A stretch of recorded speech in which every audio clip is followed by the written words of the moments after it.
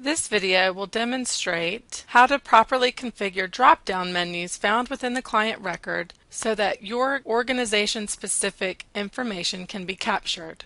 This is all handled through the List Configuration tool under the Configure desktop. Here, you will manage the selections within drop-down boxes found in each of the corresponding desktop modules. Each of the menu items within the Client section will correspond to a tab or section within the client record. The client record is managed under the client's desktop. First, you have Assessments.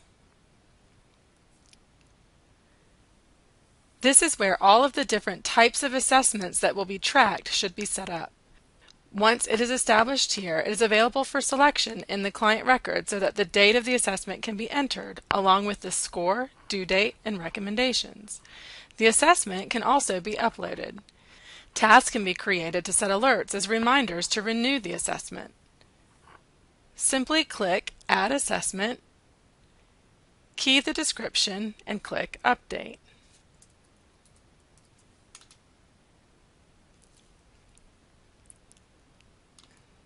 Next is certifications. These certifications are associated with the client when you wish to enforce that any employee working with the client not only carries that certification, but is also current with it. Click Add Certification to key the description.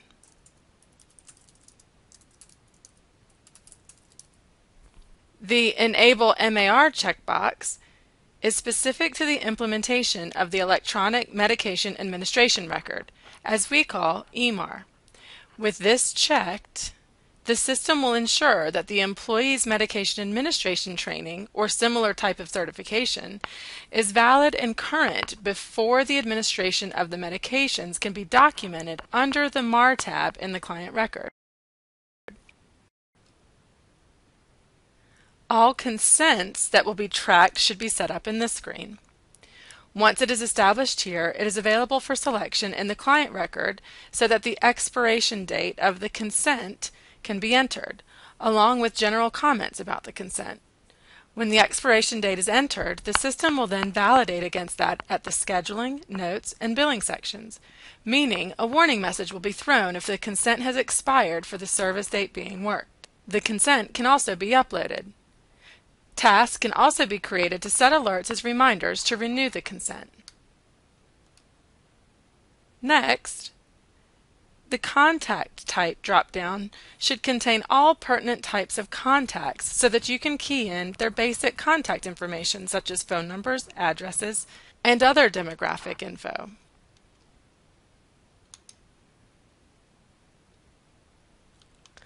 Cost centers are typically distinguished by physical locations so that information about each cost center can be reported separately.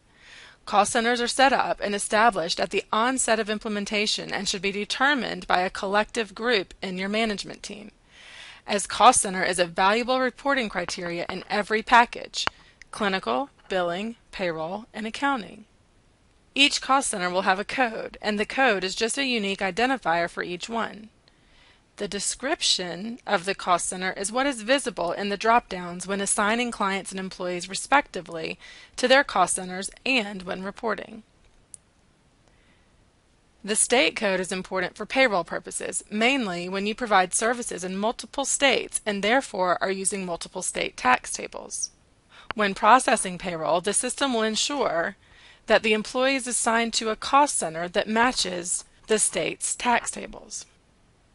You can also manage when cost centers become inactive. Marking a cost center as inactive will hide that name from the drop-downs so that clients and employees can no longer be linked to that one. The DSM-4 diagnosis screen is where any DSM-4 code can be entered. However, with the implementation of DSM-5 codes, this screen should no longer be configured. Jurisdictions are the entities with authority over the client, which is typically the county of service origin. This is often good reporting information. Legal statuses are legal definitions of a client's state of being, as an example, minor child or self-guardian.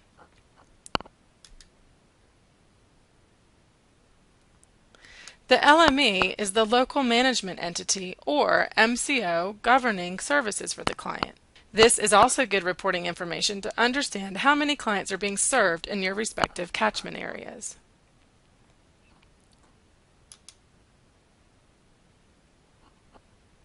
Primary care physicians are an important setup and should be considered a required setup at the onset of implementation if you bill to insurances that require the primary care physician's NPI on the claim as the rendering provider. If so, each PCP, usually found on the client's insurance card, should be set up here with their respective NPIs. Once set up, then these are linked to the client's funding source record on the Insurance tab in the client record. Finally, target populations can be set up to track which demographic of service the client falls under. This can also be very valuable reporting information when clients are linked to their respective target pops. Should you have any questions about this workflow, please contact our support department by going to Options, Support, and Contact Support.